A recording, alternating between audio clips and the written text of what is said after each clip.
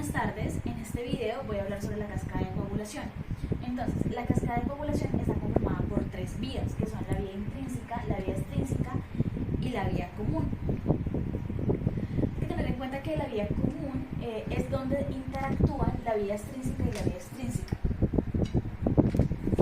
Voy a empezar hablando sobre la vía extrínseca. Ella inicia con el traumatismo de la pared vascular y empieza cuando el impacto rompe la pared del vaso y los líquidos extravasculares entran en contacto con la sangre y activan el factor 3 o el factor tisular. Este factor activa el factor 7, y ahí inicia la cascada de coagulación. Después se activa el factor 10, que va a requerir iones de calcio para poder activar al activador de protombina. Esta es un paso muy importante en la cascada de coagulación y es fundamental porque nos va a permitir activar los demás factores.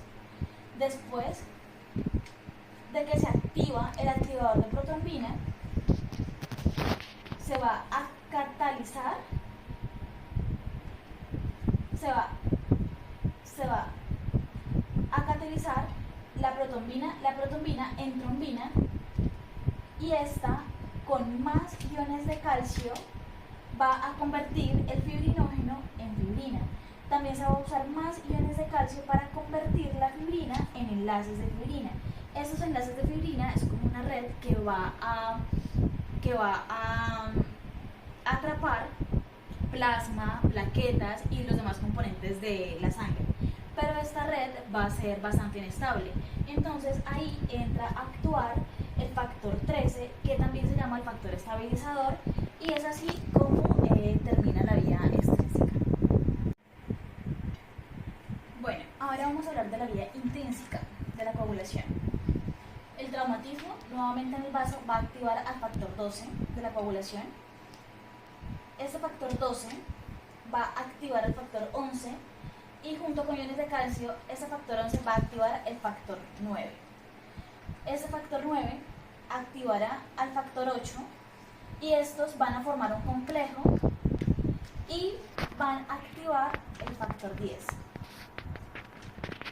Este, con más iones de calcio, va a activar al factor 5 y van a formar un complejo para poder activar el activador de la protrombina.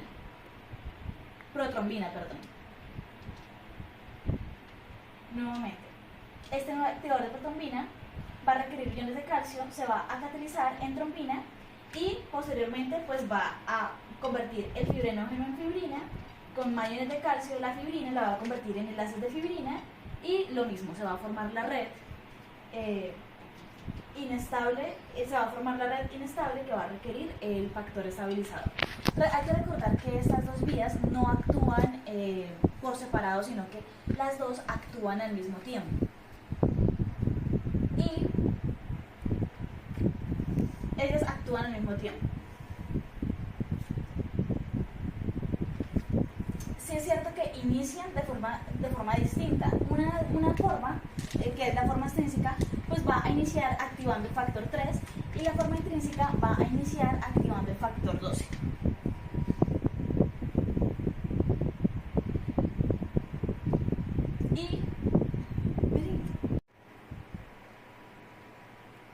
Bueno, de esta forma se van a unir mutuamente y van a formar la coagulación. Entonces, estas dos vías se unen cuando se activa el factor 10. El factor 10 igual va a requerir iones de calcio para poder formar el activador de protrombina, y lo mismo, o sea, el activador de protrombina va a catalizar y va a formar la trombina, y va a haber el mismo proceso, se forma la trombina va a convertir el fibrinógeno en fibrina y la fibrina en fibras de fibrina, y se va a dar la cascada de coagulación, y así es como termina la cascada de coagulación. Bueno, ahora vamos a hablar de algunos anticoagulantes y cuál es su mecanismo de acción en la cascada de coagulación. Vamos a empezar con la heparina. La heparina ella lo que hace es estimular la acción de la angiotensina 3 que va a actuar en esta parte y no va a permitir pues que se catalice, que haga esa catalización y se forme la trombina y que la trombina convierta el fibrinógeno en fibrina, que la fibrina se convierta en fibra de fibrina y pues esto va a evitar que se forme ese coágulo y que haya una correcta coagulación. Además, también la heparina inhibe la acción del factor 10, perdón. Ahora vamos con un medicamento que se llama apixaban. El apixaban es un fuerte inhibidor del factor 10 y esto pues va a hacer que no se activen los demás factores para formar la coagulación, o el trombo final. Pero el apixaban también actúa en esta parte e inhibe la formación de la trombina, que lo que va a hacer es inhibir pues la formación de ese coágulo y de esas plaquetas que permiten una correcta coagulación. Ahora vamos a hablar sobre el medicamento la warfarina. La warfarina es un anticoagulante que inhibe los factores de coagulación dependientes de la vitamina K en el hígado, que son el factor de coagulación 10, el factor de coagulación 7, el factor de coagulación 9 y el factor de coagulación 2. Además, ella actúa inhibiendo la trombina y esto no va a permitir que se activen las plaquetas y pues que haya una correcta coagulación. Por último, vamos a hablar del medicamento rivaroxaban. El rivaroxaban también es un anticoagulante que inhibe el factor 10 activado. ¿Esto qué quiere decir? Que ninguna vía, ni la extrínseca ni la intrínseca, van a lograr su objetivo final, que es que la trombotrombina se convierta en trombina y pues se forme ese coágulo convirtiendo el fibrinógeno a fibrina, de fibrina a las fibras de fibrina y pues obviamente no se va a presentar una correcta coagulación.